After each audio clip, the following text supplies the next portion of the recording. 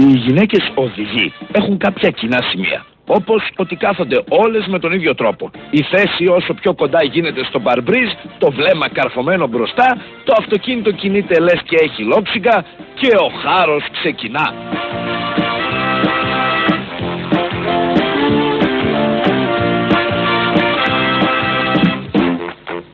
Η ταχύτητα του οχήματος είναι πάντα εκνευριστικά σταθερή και αργή, σε σημείο που να εκνευρίζονται όλοι οι υπόλοιποι άντρες οδηγοί.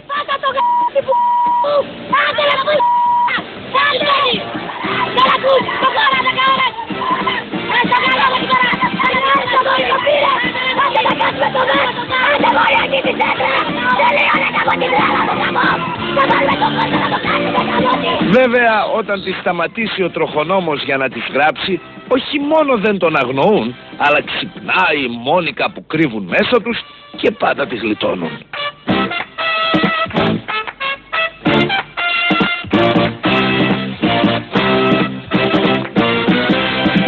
Μια άλλη πονεμένη ιστορία για τις γυναίκες στο τιμόνι, αλλά περισσότερο για μας τους υπόλοιπους, είναι το παρκάρισμα. Όσο χώρο και να έχουν στη διάθεσή τους, βρε και δύο νταλίκες να χωράνε να παρκάρουν, πώς τα καταφέρνουν πάντα και το αφήνουν στη μέση του δρόμου όπως να είναι.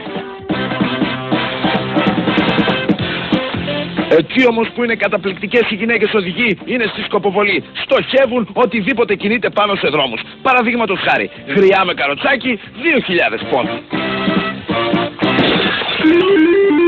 Παππούς με μπαστούνι, 3.000 πόντι και τα λοιπά. Ωραία τα αστεία, κυρίες και κύριοι, αλλά οι γυναίκες οδηγοί αποτελούν απειλή για τους ανυποψίαστους πεζούς. Έτσι η ελληνική πολιτεία πήρε 2 ριζικά μέτρα.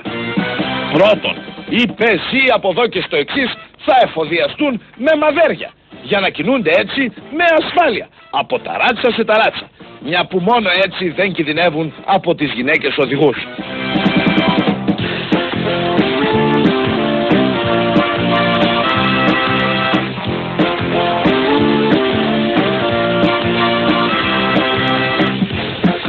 Και δεύτερον, ειδικά εκπαιδευμένοι ελεύθεροι σκοπευτές θα ακροβολίζονται στα φανάρια και θα εξαφανίζουν οριστικά το πρόβλημα γυναίκα οδηγός από τους ελληνικούς δρόμους.